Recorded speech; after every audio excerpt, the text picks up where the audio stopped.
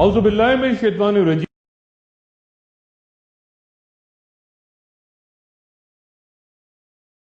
بسم اللہ الرحمن الرحیم۔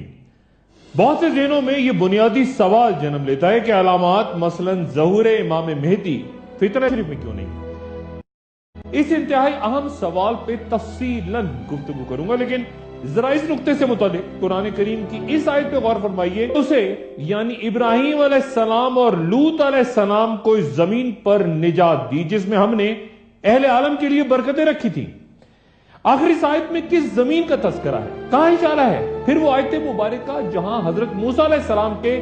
کوہ طور پہ جانے کے بعد جب ان کی قوم نے بچھڑے کی پرستش شروع کر دی تو ارشاد باری تعالیٰ ہوا، اور یاد کرو جب ان سے کہا گیا کہ اس بستی میں رہو اور اس میں جو چاہو کھاؤ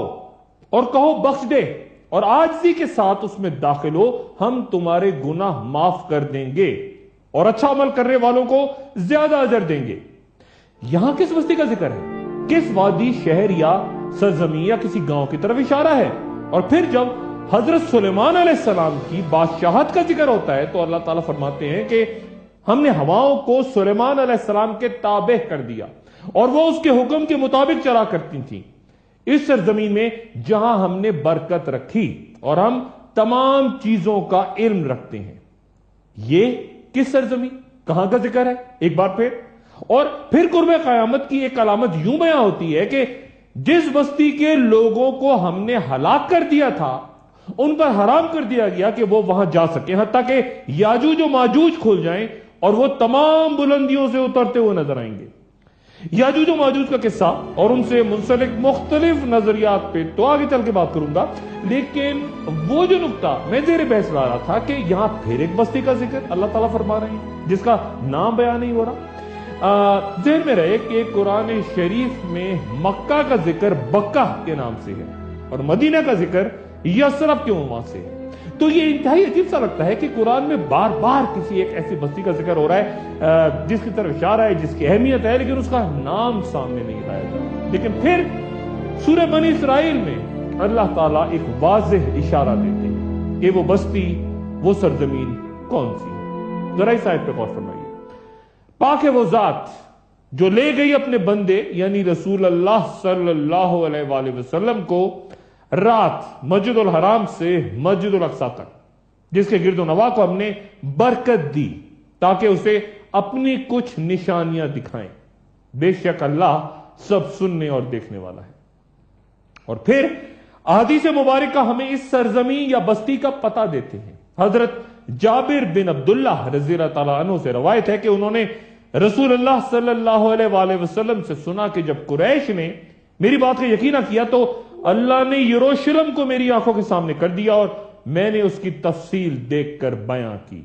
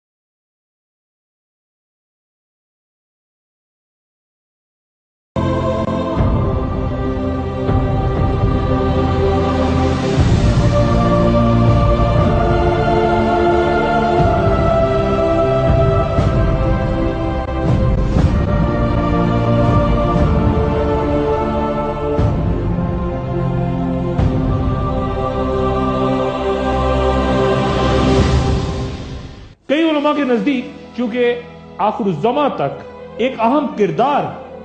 یروشلم کو ادا کر رہے ہیں، غالباً اسی لیے اسے اللہ تعالیٰ نے ایک مقدس بادل سے ڈھانپے رکھا۔ اور اس شہر کے بارے میں آپ کو بہت زیادہ تفصیل اسلامی لٹریچر میں نہیں ملتی، لیکن اب غالباً وہ وقت وہ زمانہ آ گیا ہے کہ تمام بادل خود بخود تیزی سے ہٹ رہے ہیں اور وہ واقعات یروشلم میں ظہور پذیر ہونے جا رہے ہیں جو پھر تمام دنیا کو اپنی لپیٹ میں لے لیں گے۔ موجودہ دنیا کو سمجھنے کے لیے یروشلم کو جاننا لازم ہے اور عصر حاضر یا مستقبل کی صورت گری ناممکن ہے اگر آپ دنیا کی اس کلید یعنی یروشلم کو اچھی طرح نہ جان لیں، کیونکہ یہ شہر جو کہ مسلمانوں، عیسائیوں اور یہودیوں تینوں کے لیے عام ترین ہے، اس لیے یہ تاریخ کے اختتام اور وقت کے خاتمے کی طرف ایک انتہائی اہم کردار ادا کرے گا۔ یہ متضاد دعووں کا مرکز ہے۔ یہودیوں کو یقین ہے کہ یہ بستی ان کے مسیحا کی آمد کا مرکز ہے، جس کے بعد ان کے سنہرے دور کا آغاز ہوگا اور وہ وہیں سے ساری دنیا پر راج کریں گے۔ یہ عقیدہ عیسائیوں سے بالکل مختلف ہے، جن کا ایمان ہے کہ جب حضرت عیسیٰ علیہ السلام واپس آئیں گے تو یروشلم ہی وہ جگہ ہوگی جہاں سے وہ عیسائیوں کے تمام عقائد بشمول تثلیث اور صلیب کی تصدیق کریں گے، جبکہ مسلمانوں کا ایمان ہے کہ یروشلم کا مقدر تحریر ہے کہ وہ اسلام کے دین حق کو سچا ثابت کر کے عیسائیت اور یہودیت کی تکذیب کرے گا، کیونکہ تینوں ہی دعوے دار حضرت ابراہیم علیہ السلام سے وابستہ یا دین ابراہیم سے ہونے کے باوجود شدید ترین اختلافات بھی رکھتے ہیں، چنانچہ سچا صرف کوئی ایک ہی ہوگا۔ یروشلم کا ذکر نام کے ساتھ تو قرآن شریف میں کہیں نہیں، لیکن یہ آیت قرب قیامت کی نشانیوں کے تناظر میں ملاحظہ فرمائی، جہاں اللہ تعالیٰ یروشلم کی قسمت کا اعلان یوں فرماتے ہیں، جب آخری دور آئے گا تو یہودی ارض مقدس میں لائے جائیں گے جہاں سے انہیں نکالا گیا تھا۔ یہ وعدہ یہ تو پورا ہو چکا، یعنی یہودی پھر ارض مقدس قائم کر کے وہاں آباد ہو چکے، تو پھر اب کیا ہونا باقی ہے؟ یروشلم دنیا کے قدیم ترین شہروں میں سے ہے جو اپنی 4000 سالہ تاریخ میں کم سے کم 2 مرتبہ مکمل طور پہ برباد ہوا۔ تاریخ اس پہ 52 حملے اور 44 بار مختلف قوموں کا قبضہ بیان کرتی ہے۔ یہ تل ابیب اور بحر روم یا بحر ابیض جسے میڈیٹرینین سی بھی کہتے ہیں اس سے کچھ 60 کلومیٹر مشرق میں، جبکہ بحر مردار یا ڈیڈ سی سے 33 کلومیٹر کے فاصلے پر جبل یہودا کے پہاڑوں میں گرا ہے۔ یہودیوں کے لیے یہ گزرے 3000 سالوں سے، عیسائیوں کے لیے 2000 اور مسلمانوں کے لیے 1400 سال سے مقدس اور اہم ترین 8 لاکھ آبادی کے ساتھ یہاں 64% یہودی، 32% مسلمان اور صرف 2% عیسائی رہتے ہیں۔ یہودیوں کے لیے یہاں 1204 عبادت خانے، عیسائیوں کے تقریباً 160 گرجا گھر اور مسلمانوں کی 73 مساجد اس شہر میں قائم ہیں۔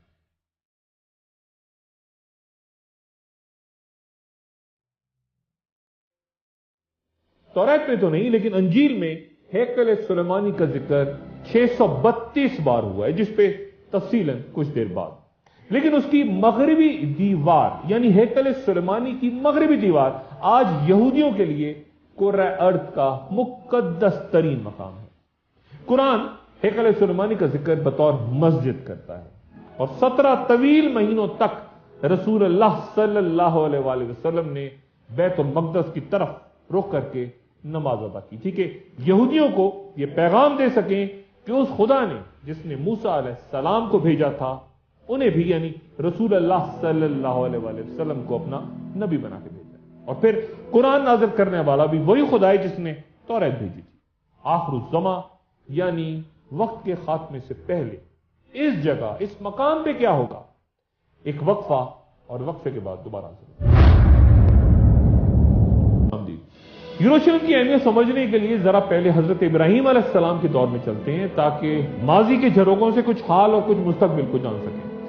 حضرت ابراہیم علیہ السلام کو ابو الانبیاء یا نبیوں کا باپ بھی کہتے ہیں، کیونکہ ان کے بعد آنے والے تمام نبی انہی کی نسل سے تھے، اور تبھی ہم ان پر اور ان کے بعد آنے والے تمام انبیاء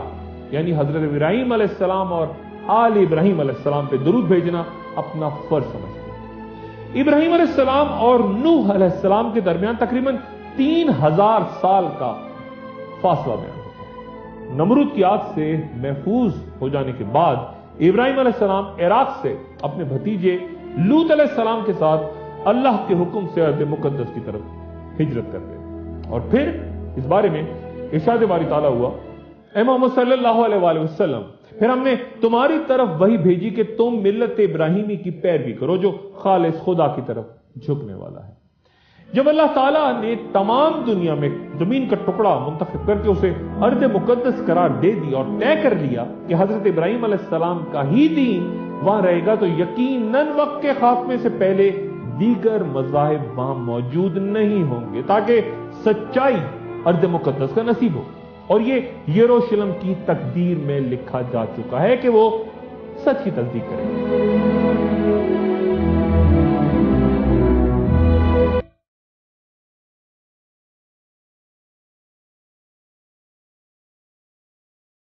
در و دیوار کو دیکھ کے بہت سے ماہرین آثار قدیمہ شہر کے کھنڈرات میں دفن وہ عمارتیں تلاش کرتے ہیں جو بارہا اجڑنے کے باعث نظروں سے اجل ہو چکی ہیں، لیکن وہاں جانے والا ہر شخص ان کا تصور ضرور کرتا ہے۔ پہلی بار یہ شہر حضرت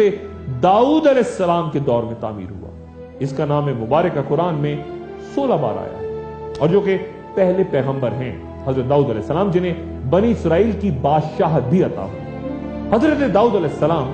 حضرت آدم علیہ السلام کے علاوہ وہ واحد پیغمبر بھی ہیں جنہیں قرآن خلیفہ کے نام سے پکارتا ہے۔ انہیں بادشاہت عطا ہونے سے 1000 سال قبل مسیح کے زمانے میں بنی اسرائیل سے فلسطین کے اکثر علاقے چھینے جا چکے تھے۔ حضرت سموئیل علیہ السلام تب حکمران تھے، لیکن بہت بوڑھے ہو چکے تھے، تو بنی اسرائیل نے دشمنوں کے مقابلے میں کسی بادشاہ کی دعا کی اللہ سے کہ ان کی مدد کرے۔ سموئیل علیہ السلام نے حکم الہی کے مطابق 30 سالہ طالوت کو ان پہ بادشاہ مقرر کر دیا۔ طالوت کو بہت سے علماء پیغمبر تصور نہیں کرتے، اور بائبل میں اسے ساول کہا گیا ہے۔ طالوت کی بادشاہی کی نشانی کے طور پہ فرشتوں کے ذریعے وہ تابوت سکینہ بنی اسرائیل کو واپس مل گیا، جس کے بارے میں قرآن شریف میں ارشاد والی تعالیٰ ہے، وہ خدا کی طرف سے بادشاہ ہونے کی ایک علامت ہے۔ قصص الانبیاء کے مطابق اس صندوق میں توریت کا اصل نسخہ، پتھر کی 2 تختیاں جو کہ حضرت موسیٰ علیہ السلام کو کوہ سینا پہ دی گئی تھیں، حضرت موسیٰ علیہ السلام اور حضرت ہارون علیہ السلام کا عصا اور پیرہن، اور ایک برتن میں من و سلوہ محفوظ، تاکہ آنے والی نسلیں اللہ تعالیٰ کے اس احسان کو یاد رکھیں جو ان پر صحرا میں بھٹکنے کے دوران فرمایا گیا تھا۔ داؤد علیہ السلام نے ایک کم سن نوجوان کے طور پہ طالوت کے لشکر میں تب شمولیت اختیار کی جب دشمن فلسطینیوں کا پہلوان جالوت اسرائیلیوں کو مقابلے کی دعوت دے رہا تھا، اور کسی میں ہمت نہیں تھی تمام اسرائیلی لشکر میں کہ وہ اس کا سامنا کر سکے۔ اس موقع پہ حضرت داؤد علیہ السلام اس کے سامنے اترے اور اسے قتل کر دیا۔ اس بے مثال جرأت کے مظاہرے نے داؤد علیہ السلام کو بنی اسرائیل کی آنکھوں کا تارا بنا دیا، اور طالوت نے اپنی بیٹی حضرت داؤد علیہ السلام سے بیاہ کیا۔ پھر وہ کچھ عرصے بعد اسرائیلیوں کے حکمراں ہو گئے۔ اللہ تعالیٰ نے داؤد علیہ السلام کو نبوت سے بھی سرفراز فرمایا، اور پھر حضرت داؤد علیہ السلام نے یروشلم شہر کی بنیاد رکھی اور وہاں ایک عظیم و شان محل کی تعمیر شروع کی جہاں تابوت سکینہ کو محفوظ کیا جا سکے۔ لیکن اسرائیلیات کے مطابق حضرت داؤد علیہ السلام کو بتا دیا گیا تھا کہ یہ محل ان کے بیٹے سلیمان علیہ السلام کے دور میں ہی مکمل ہو سکتا ہے۔ چنانچہ تعمیر تو جاری رہی، اور تکمیل چونکہ حضرت سلیمان علیہ السلام کے دور میں ہوئی، اسی لیے اسے ہیکل سلیمانی یا کنگ سولومنز ٹیمپل یا فرسٹ ٹیمپل بھی کہتے ہیں۔ حضرت داؤد علیہ السلام نے بنی اسرائیل پہ 40 سال حکومت کی، اور پھر ان کے صاحبزادے حضرت سلیمان علیہ السلام نے، جن کی حکمرانی کا ایک منفرد امتیاز یہ تھا کہ حیوانات بھی ان کے تابع تھے، اور جن کا ذکر قرآن شریف میں 17 مقامات پہ، اور جن کی سلطنت کے بارے میں قرآن کی یہ آیات کہ اے میرے پروردگار مجھے بخش دے اور مجھے ایسی حکمرانی عطا کر جو میرے بعد کسی کو بھی میسر نہ ہو، بے شک تو بہت عطا کرنے والا ہے۔ اسرائیلی روایات کے مطابق ہیکل سلیمانی کی تعمیر کو 7 سال لگے۔ ان کا یہ بھی عقیدہ ہے کہ ہیکل سلیمانی 410 سال تک اپنی جگہ پہ موجود رہا۔ حضرت سلیمان علیہ السلام کے بعد بنی اسرائیل آپس میں لڑ گئے، اور نتیجتاً 2 ریاستیں شمالی فلسطین میں سلطنت اسرائیل اور جنوبی فلسطین میں سلطنت یہود قائم ہو گئی۔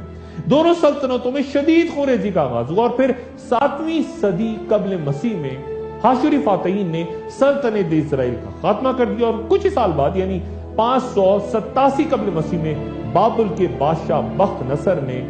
سلطنت یہود کی بھی سیل میں ڈالی اور ہیکل سلیمانی کو اس طرح پیوند خاک کیا کہ اس کی ایک دیوار تک اپنی جگہ نہ کھڑی رہی۔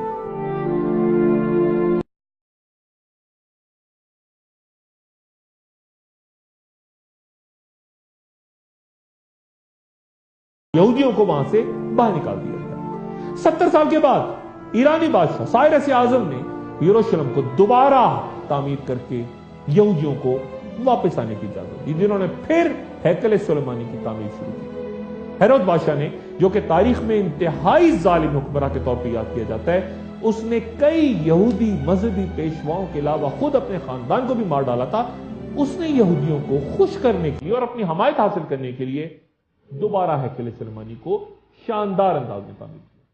اور یہودی مورخین کے مطابق یہ ہیکل سلیمانی کی دوسری تعمیر تھی، لیکن یہ بھی صرف 430 سال تک قائم رہ سکی، اور اس دوران بھی وہ تابوت سکینہ جو بخت نصر کی تباہی کے دوران لاپتہ ہو گیا تھا، وہ اس تمام عرصے بھی یہاں واپس نہ لائے جا۔ یہ معبود بھی 70 عیسوی میں رومن حکمراں ٹائٹس کے ہاتھوں یروشلم کی تباہی کے ساتھ ہی پھر تباہ ہو، جب یہودیوں نے رومنز کے خلاف بغاوت کی ناکام کوشش کی۔ بیان ہوتا ہے کہ تقریباً 1.5 لاکھ یہودی اس دوران قتل ہو گئے اور ہزاروں کو پکڑ کے ایمفی تھیٹرز میں جنگلی جانوروں کے سامنے رومنز نے ڈال دیا، اور کوئی یہودی یہ بتانے کے لیے بھی زندہ نہ بچا کہ ہیکل سلیمانی کہاں گیا۔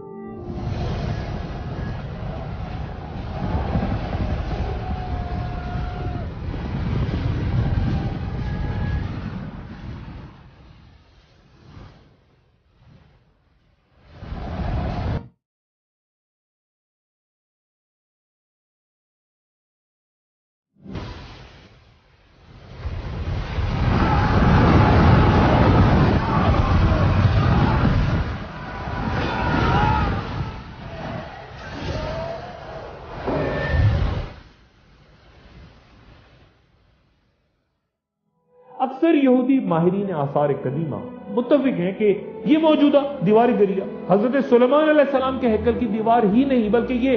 دوسری بار جو ہیکل تعمیر ہوا اس ہیکل کے آثار ہیں، جنہیں بعد میں رومنز نے برباد کر دیا۔ لیکن وہ تابوت سکینہ آج تک نہ مل سکا جو پہلے ہیکل کی تباہی کے وقت غائب ہوا تھا۔ کچھ یہودیوں کا خیال ہے کہ وہ اردن کے جبل نیبو کے غاروں میں کہیں گم ہے، جس کا ذکر انجیل میں بھی ہے، اور کہا جاتا ہے کہ حضرت موسیٰ علیہ السلام کی تدفین بھی کہیں انہی پہاڑوں پہ ہوئی تھی۔ کچھ مورخین کے نزدیک تابوت سکینہ ایتھوپیا کے ایک چرچ میں، اور ایسے ہی متضاد دعوے برطانیہ، روم اور فرانس کے مختلف حصوں کے بارے میں ہوتے ہیں۔ دوسرے ہیکل کی مکمل تباہی کے بعد جب وہاں عیسائی حکمراں ہیکل کی حکومت قائم تھی تو رسول اللہ صلی اللہ علیہ وآلہ وسلم کی عرب میں ولادت ہوئی۔ اس دوران وہ یہودی جو یروشلم کی تباہی کے بعد جگہ جگہ اپنی بستیاں آباد کر کے قبائل کی شکل اختیار کر چکے تھے، اکثر وہ عرب میں مقامی بدوؤں اور قریش سے اپنے ان رشتوں کا ذکر کرتے رہتے جو کہ حضرت ابراہیم علیہ السلام کی اولادوں کے درمیان تھا۔ یہاں یہ تذکرہ لازم کہ یہودی حضرت ابراہیم علیہ السلام اور حضرت سارہ کی نسل، جبکہ قریش حضرت ابراہیم علیہ السلام اور حضرت ہاجرہ کی اولاد۔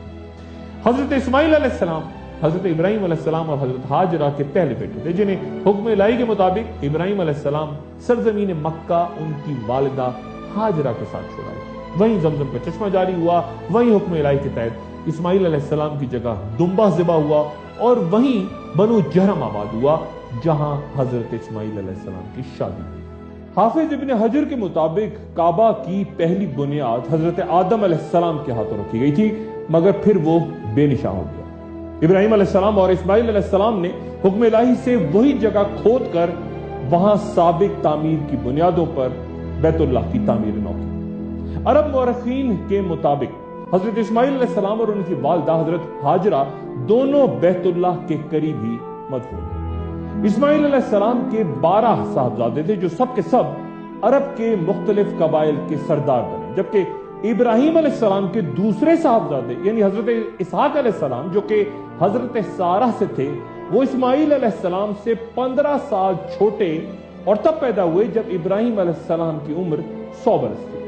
انگلش میں انہیں آئزک کہا جاتا ہے، اور ان کی قبر بھی جبرون کے غار میں اپنے والد ابراہیم علیہ السلام کے ساتھ ہی بیان ہوتی ہے۔ اسحاق علیہ السلام کے دونوں بیٹوں یعنی عیسو اور یعقوب علیہ السلام کے درمیان تعلقات مثالی نہیں تھے، اس لیے چند روایات کے مطابق عیسو اپنے تایا یعنی اسماعیل علیہ السلام کے پاس مکہ چلے گئے، جبکہ یعقوب علیہ السلام جن کا عبرانی میں نام اسرائیل ہے،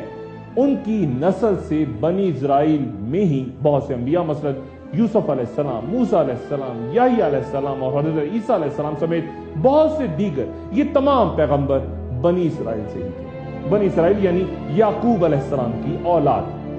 یعقوب علیہ السلام کی قبر نبل شہر کے نزدیک بیان ہوتی ہے، جہاں ایک پہاڑ کے بارے میں یہودیوں کا ایمان ہے کہ اس پہ حضرت ابراہیم علیہ السلام نے اپنے بیٹے اسحاق علیہ السلام کو ذبح کرنے کے لیے پیش کیا تھا۔ یہ دلچسپ بات ہے کہ جس طرح مسلمانوں کا ایمان ہے کہ ابراہیم علیہ السلام کے صاحبزادے اسماعیل علیہ السلام ذبیح اللہ ہیں جنہیں ابراہیم علیہ السلام نے قربانی کے لیے پیش کیا تھا، یہودی یہ عقیدہ ابراہیم علیہ السلام کے دوسرے صاحبزادے اسحاق علیہ السلام کے لیے رکھتے ہیں، بلکہ نعوذ باللہ یہودیوں نے تو اپنی کتاب توریت میں یہاں تک داخل کر لیا ہے کہ حضرت ہاجرہ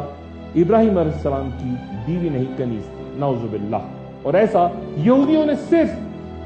کسی ایک پیغمبر کے ساتھ نہیں کیا، وہ کسی کو سولی تک لے گئے، کسی کا سر قلم کر دیا، اور جب ہزاروں سال بعد وہ ارض مقدس سے نکالے جا چکے تھے، ہیرود بادشاہ کا تعمیر کردہ تابوت سکینہ کے بغیر والا ہیکل بھی مسمار ہو چکا تھا، تو یہی وہ وقت ہے جب حضرت عمر فاروق رضی اللہ تعالیٰ عنہ یروشلم میں داخل ہوتے ہیں۔ ایک وقت اور وقفے کے بعد دوبارہ حاضر ہوتے ہیں۔ فاتح یروشلم کی حیثیت سے جب شہر میں داخل ہوتے ہیں تو معمول کے مطابق شہر میں کہیں کوئی خوریزی نہیں ہوتی اور نہ ہی کوئی مذہبی مقام نظر آتش کیا جاتا ہے۔ 4000 صحابہ آپ رضی اللہ تعالیٰ عنہ کے لشکر میں تھے۔ عمر فاروق رضی اللہ تعالیٰ عنہ نے عیسائی علماء سے پوچھا کہ تمہارا مقام حیات نو کس طرف ہے؟ وہاں پہنچ کر خلیفہ نے حضرت عیسیٰ علیہ السلام کی موت و حیات نو کے نظریے کے مطابق تعمیر کی گئی عالی شان عمارت دیکھ کے شدید غم و غصے کا اظہار کیا، کیونکہ اسلام نے حضرت عیسیٰ علیہ السلام کی صلیب پر موت کو غلط قرار دیا ہے۔ خلیفہ اسی مقام پہ کھڑے تھے کہ نماز کا وقت ہو گیا، ان سے درخواست کی گئی کہ وہیں نماز ادا کر لیں، لیکن آپ نے فرمایا کہ اگر میں نے یہاں آج نماز پڑھ لی تو پھر مسلمان گرجے پہ قبضہ کر لیں گے اور اسی بنیاد پہ اسے مسجد بنا لیں گے کہ یہاں خلیفہ نے نماز پڑھی۔ پھر آپ نے فرمان جاری کیا کہ یہاں کوئی مسجد تعمیر نہیں ہوگی۔ پھر حضرت عمر رضی اللہ تعالیٰ عنہ وہاں پہنچے جہاں کبھی یہودیوں کا ہیکل سلیمانی تھا،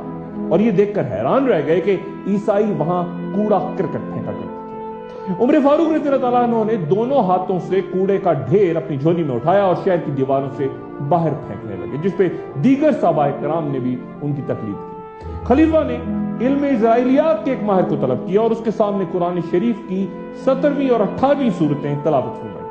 جن میں حضرت داؤد علیہ السلام، حضرت سلیمان علیہ السلام اور ہیکل سلیمانی کے واقعات تھے۔ پھر انہوں نے یہودی علماء سے پوچھا کہ وہ اس بہترین مقام کا چناؤ کریں جہاں مسلمان نماز ادا کر سکیں۔ یہودیوں نے شمال کی جانب ایک پہاڑ کی طرف اشارہ کیا، لیکن ان کی تجویز خلیفہ نے دلیل کے ساتھ مسترد کر دی کہ اگر مسلمانوں نے وہاں نماز پڑھی تو مکہ کے ساتھ ساتھ ان کا رخ یہودیوں کے مقدس مقامات کی طرف بھی ہو جائے گا۔ اور پھر عمر فاروق رضی اللہ تعالیٰ عنہ نے ہیرود بادشاہ کی شاہی بالکنی کی جگہ کا انتخاب کرتے ہوئے وہاں سادہ لکڑی سے ایک عمارت تعمیر کی تاکہ رخ صرف کعبہ کی طرف رہے۔ یہ مسجد اقصیٰ ہے۔ پہلی اذان کے لیے حضرت بلال حبشی رضی اللہ تعالیٰ عنہ سے درخواست کی گئی، جو کہ اپنے آقا و مولا رسول اللہ صلی اللہ علیہ وآلہ وسلم کی بات سے اذان دینا چھوڑ چکے تھے، لیکن حضرت عمر فاروق کے اصرار اور صحابہ کرام کی درخواست پر وہاں پہلی اذان بلال حبشی رضی اللہ تعالیٰ عنہ نے، اور پھر سب نے خلیفہ کے پیچھے نماز پڑھی۔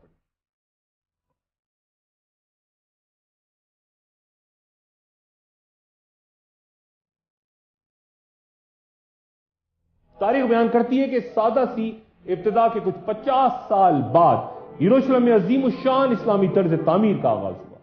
تو یہ شہر بیت المقدس یا القدس کہلائے جانے لگا، اور پھر 72 ہجری میں خلیفہ عبد المالک بن مروان نے اس مقام پر جہاں سے رسول اللہ صلی اللہ علیہ وآلہ وسلم شب معراج کو براق پہ سوار ہو کے آسمانوں میں تشریف لے گئے تھے، ایک ہشت پہلو عمارت کی بنیاد رکھی جسے مکمل ہونے میں 4 سال لگے اور جسے خطبۃ الصغریٰ یہ ڈوم اور راک کہتے ہیں۔ یہ عمارت اور گنبد جس جگہ تعمیر ہے اس کے بارے میں کئی روایات ہیں، جن میں سے ایک یہ بھی ہے کہ طوفان نوح علیہ السلام کے بعد ان کی کشتی اسی مقام پہ آ کے رک گئی تھی۔ یہ بھی بیان ہوتا ہے کہ روز قیامت حضرت اسرافیل علیہ السلام اسی چٹان پہ کھڑے ہو کے سور پھونکیں گے، اور یہ بھی کہا جاتا ہے کہ یہیں حضرت داؤد علیہ السلام کے زمانے میں یہودی اپنی قربانیاں لا کے رکھتے تھے، اور آسمان سے آنے والی آگ کا ایک شعلہ جب اس قربانی کو جلاتا تو یہ قربانی کی قبولیت کی علامت تصور ہوتی۔ مسجد کے تمام دروازوں پر سونے چاندی کی تختیاں لگی ہیں اور 4 مینار، 3 مغرب کی جانب اور ایک ان کے بالکل سامنے۔ مسجد اقصیٰ اس گنبد والی مسجد سے کچھ فاصلے پہ اسی حرم کے جنوبی حصے میں تعمیر ہے۔ یہ وضاحت اس لیے ضروری کہ بہت سے حضرات اس سنہری گنبد والی مسجد یعنی قطبۃ الصغریٰ کو ہی مسجد اقصیٰ سمجھتے ہیں، اس لیے وضاحت لازم ہے۔ مسجد اقصیٰ روئے زمین پہ کعبہ کے 40 سال بعد یعنی حضرت داؤد علیہ السلام کے دور میں تعمیر ہونے والی دوسری مسجد ہے، اور اس کی پرانی عمارت کی باقیات کی ایک دیوار یعنی اس جگہ کی ایک دیوار پر مسلمان بھی مان رکھتے ہیں، اسی دیوار کو جس دیوار کو یہودی اپنی مقدس ترین عبادت گاہ یعنی دیوار گریہ بھی کہتے ہیں، اور ہیکل سلیمانی کی بربادی اور اپنی گمشدہ عظمت کی یاد میں وہاں روتے رہتے ہیں۔ یہ بیان بھی ضروری ہے کہ مسجد کا لفظ اکثر مورخین صرف مسجد اقصیٰ کی عمارت کے لیے استعمال نہیں کرتے بلکہ اس تمام رقبے کے لیے کرتے ہیں جہاں حرم شریف کی حدود میں دیگر تعمیرات بھی موجود ہیں، بشمول تمام مینار، گنبد، دالان اور قطبۃ الصغریٰ۔ قطبۃ الصغریٰ کو انگریزوں نے مسجد عمر کا نام دے دیا تھا، حالانکہ یہ وہ جگہ نہیں بلکہ مسجد کے صحن میں جس مقدس چٹان کے لیے تعمیر ہونے والا سب سے بڑا گنبد ہمیں نظر آتا ہے، نماز حضرت عمر فاروق نے وہاں ادا کی۔ یہ تذکرہ بھی عام ہے کہ فلسطین میں قبلہ جنوب کی جانب ہے۔ رسول اللہ صلی اللہ علیہ وآلہ وسلم دین ابراہیمی کے احیا کے لیے خانہ کعبہ کے نزدیک شروع کے دور میں مقام ابراہیم پہ اس طرح نماز ادا فرماتے کہ بیت المقدس کے سامنے آتے۔ ہجرت کے 2 سال بعد بھی آپ صلی اللہ علیہ وآلہ وسلم بیت المقدس کی جانب ہی رخ کر کے نماز ادا فرماتے، لیکن پھر ایک روز آپ صلی اللہ علیہ وآلہ وسلم مدینہ منورہ سے باہر مسجد بنی سلمہ میں بیت المقدس کی جانب رخ کر کے نماز ادا فرما رہے تھے، اور ابھی 2 رکعت نماز ادا فرمائی تھی کہ وہی نازل ہوئی، اے محمد صلی اللہ علیہ وآلہ وسلم اپنا رخ مسجد الحرام کی طرف پھیر دو اور جہاں بھی ہو اسی طرف رخ پھیرو۔ چنانچہ باقی نماز رسول اللہ صلی اللہ علیہ وآلہ وسلم نے خانہ کعبہ کی طرف رخ کر کے ادا کی، اور اسی بنیاد پہ تحویل کعبہ کے واقعے کے بعد مسجد بنو سلمہ کا نام مسجد القبلتین ہو گیا، یعنی 2 قبلوں والی مسجد۔ گفتگو کے آغاز میں نے بات کی تھی کہ قرآن میں یروشلم کا نام لے کے ذکر نہیں، لیکن آخر الزمان کی ایک علامت اس طرح بیان ہوتی ہے، اور اس یعنی موسیٰ علیہ السلام کے بعد ہم نے بنی اسرائیل سے کہا کہ اس سرزمین میں سلامتی سے رہو، اس شرط کے ساتھ کہ تم راہ راست پہ قائم اور اللہ کے فرما بردار بن کے رہو گے۔ پھر جب آخرت کا وقت قریب آئے گا تو ہم دنیا کی دیگر قوموں میں سے نکال کر تمہیں یہاں لے آئیں گے۔ قرآن شریف کی اس آیت پہ ذرا غور فرمائیے کہ ہم تمہیں دنیا کی دیگر قوموں سے نکال کر وہاں لے آئیں گے، اور پھر ذرا موجودہ ملک اسرائیل کو دیکھیے جہاں دنیا بھر کے ملکوں بشمول مسلم ممالک، یورپ، ہر جگہ سے لوگ وہاں جمع ہو چکے ہیں، کئی یورپی ممالک سے بھی لوگ وہاں پہنچے ہیں، اور بڑی تعداد میں یہ ہجرت تو کیا اس پیشبینی پر ہمارا دل اللہ کی عظمت کا مزید قائل نہیں ہو جاتا؟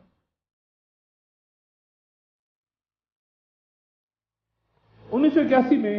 ہالی ووڈ کے معروف اداکار ہیریسن فورڈ ہدایت کار اسٹیون اسپلبرگ کی film Raiders of the Lost Ark میں انڈیانا جونز کی اس کردار میں ہمارے سامنے آئے تھے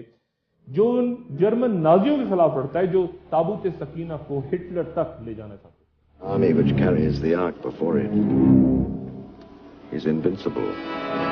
The Ark,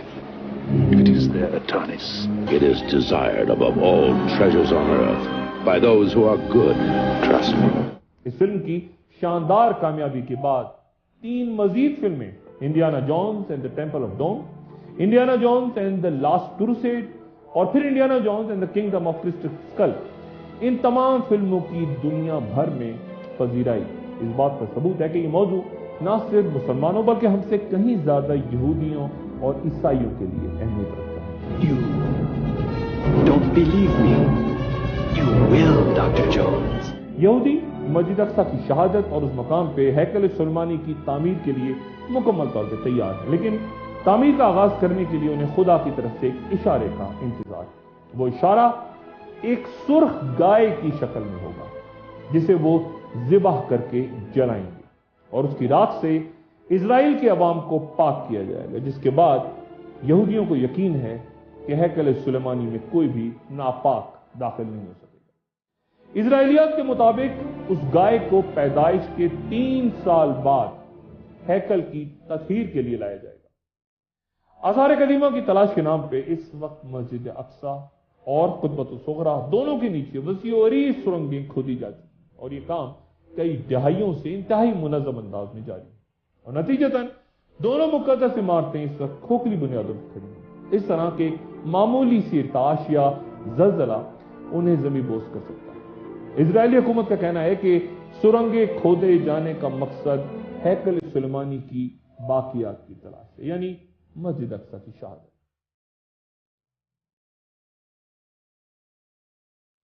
آج کی نشست کا اختتام رسول اللہ صلی اللہ علیہ وآلہ وسلم کی اس دعا پہ انتہائی غور کی درخواست کے ساتھ کر رہا ہوں، جس کا آئندہ بھی گفتگو جاری رہے گی، کہ حضرت عبداللہ ابن عمر رضی اللہ تعالیٰ عنہ سے روایت ہے